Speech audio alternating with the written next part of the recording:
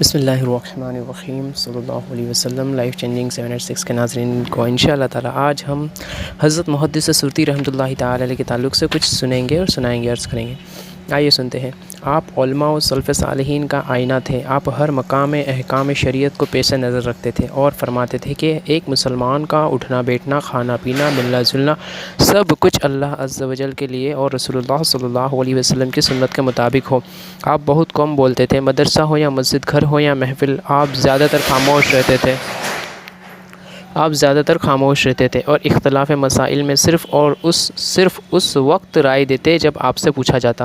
مدرسہ یا گھر پر ملاقات لینے والے حضرات سے بہت انکسار کے ساتھ مصافحہ کر کے اہل عیال کی خیریت پوچھتے اور ان کے حق میں دعائے خیر کرتے۔ پھر اس وقت تک خاموش رہتے جب تک آنے والا بات شروع نہ کرتا۔ چھوٹوں اور بڑوں کی بہت عزت کرتے اور کبھی بھی اس حد تک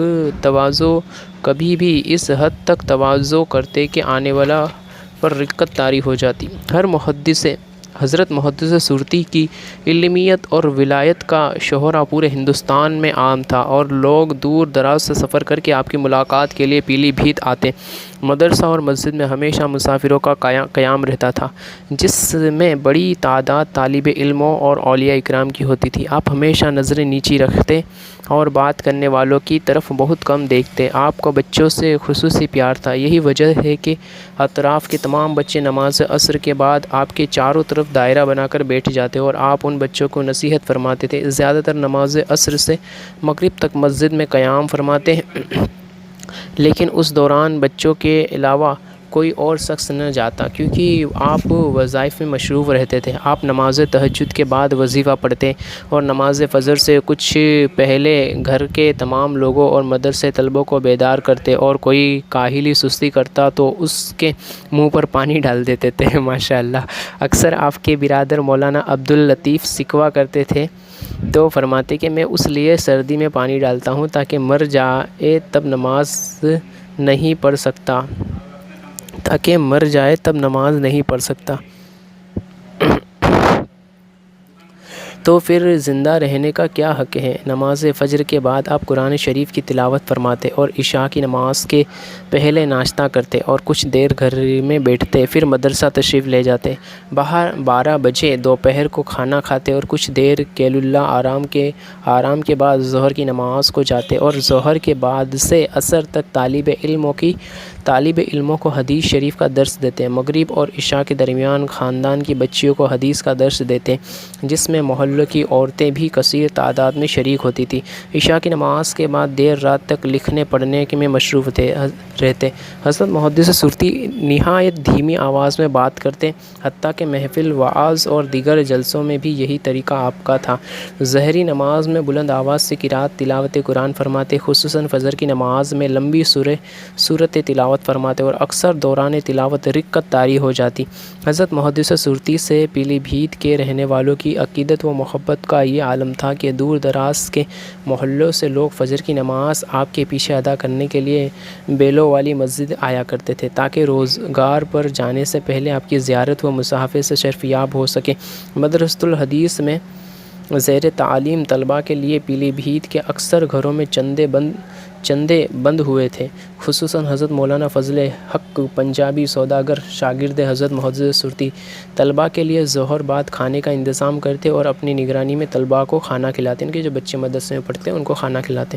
آپ کے برادر مولانا عبداللطیف سورتی بھی طلباء کو خصوصی خیال رکھتے اور سال میں 2 مرتبہ طلباء کے کپڑے کے جوڑے تقسیم کرتے۔ ان کے علاوہ شہر کے امیر حضرات ضرورت کے وقت مدد کرتے۔ حضرت محدث سورتی لباس میں سفید ململ کا نیچا کرتا، مغلائی پائجامہ استعمال کرتے اور بمبئی کے کلیب والی گول ٹوپی لگاتے۔ جس طرح شافہ باندھا کرتے تھے، لباس کا رنگ ہمیشہ سفید ہوتا۔ دھاری دار کپڑے نہ خود استعمال کرتے اور نہ ہی کسی کو استعمال کرنے دیتے۔ خوراک بہت کم کھاتے۔ گیہوں کی روٹی اور بکری کی گوشت کا شوربہ دونوں وقت کھانے میں شامل ہوتا۔ مرچ اور گرم مسالے سے پرہیز کرتے، لیکن کباب شوق سے کھایا کرتے تھے۔ رات کو آرام کے لیے پلنگ استعمال کرتے، جس پر نرم گدیلا اور 2 کافی نرم تکیے ہوتے۔ حضرت حضرت محدث سرتی کے معاملات ایک سب سے عجیب پہلو یہ تھا کہ آپ کے پاس دوران درس ایک تھیلا موجود رہتا جس میں قرآن کا بہت پرانا پہلا پارہ رکھا رہتا۔ یہ پارہ کافی پرانا پھٹا ہوا تھا، جبکہ تھیلا بھی کوئی جگہ سے پھٹا ہوا تھا۔ دیکھنے سے پتہ چلتا تھا کہ یہ کسی خاص مقصد کے لیے بنایا گیا ہے۔ حضرت محدث سرتی اکثر اس تھیلے کی تفصیلات کو چھپاتے تھے، لیکن جب کوئی بہت زیادہ پوچھتا تو آپ فرماتے، یہ وہ تھیلا ہے جو میری ماں نے اپنے ہاتھوں سے سل کر دیا تھا اور جس میں پہلی مرتبہ میں سپارہ لے کر مدرسہ پڑھنے گیا تھا۔ ایک طرف یہ میری ماں کی نشانی ہے تو دوسری طرف اس کی ہر وقت موجودگی مجھے یہ احساس دلاتی رہتی ہے کہ میں پہلے طالب علم ہوں۔ جس دن یہ احساس میرے دل میں ختم ہو گیا، اس دن میرے علم اور جہالت میں کوئی فرق نہ رہے گا۔ محمد ابراہیم بادشاہ کشمیری پیلی بھیت کے حضرت محدث سرتی سے بڑے قریبی تعلق تھے۔ آپ کا مکان حضرت محدث سرتی کے مکان سے ملا ہوا تھا، جس کی بنا پر آپ ہر وقت محدث سرتی رحمۃ اللہ تعالی کی خدمت میں حاضر رہتے اور محدث سرتی کے ہمراہ ہوتے تھے۔ اعلیٰ حضرت مولانا احمد رضا خان بریلوی کے مرید تھے۔ محمد ابراہیم بادشاہ کہا کرتے تھے کہ حضرت محدث سرتی جیسا انسان میں نے نہیں دیکھا۔ ہر وقت چہرے پر مسکراہٹ کھلتی رہتی، سادگی اور انکساری طبیعت میں اس درجہ تھی کہ ایک عام آدمی کا گمان ہوتا اگر کوئی شخص غیر ضروری تعظیم و تقریم سے پیش آتا تو اس سے اس قدر عاجزانہ رویہ اختیار کرنے سے منع فرماتے۔ حضرت محدث سرتی جس طرح اپنی زندگی بسر کی وہ صرف اہل اللہ کی خواہش رہی ہے۔ معصیت پر مصیبت کو ترجیح دینا اور برائی کو عام ہونے سے روکنے کی پوری کوشش کرتے۔ کبھی کبھی آپ کو مخالفین کی غیظ و غضب کا شکار بھی ہونا پڑتا، مگر آپ صبر و تحمل سے کام لیتے۔ بعض اوقات مخلصین جوابی کارروائی کی اجازت طلب کرتے تو آپ فرماتے ہیں، ہم نے اپنے تمام معاملات اللہ کے سپرد کر دیے ہیں، کیونکہ اللہ تعالیٰ ایمان والوں کا دوست ہے۔ حضرت محدث سرتی نہایت ہی کریم النفس بزرگ تھے۔ دوسروں کی تکلیف پر بے اختیار بے چین ہو جاتے اور تکلیف دور کرنے کے لیے دعا کرتے۔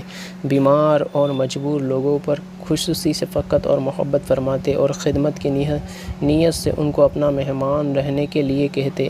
یہ وہ عادات و صفات تھی جنہوں نے حضرت محدث سرتی کو نہ صرف اپنے ہم عصر علماء میں ممتاز کیا بلکہ عوام الناس لوگوں میں حد درجہ مقبول بنا دیا۔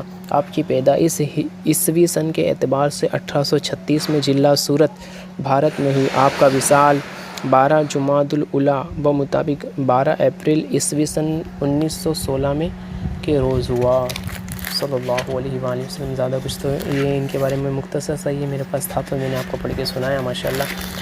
اس کے علاوہ بھی انشاءاللہ کبھی اور ان کے بارے میں معاملات اور ان کے بارے میں اور زیادہ معلومات ملی تو انشاءاللہ میں ضرور آپ کو بتانے کی کوشش کروں گا۔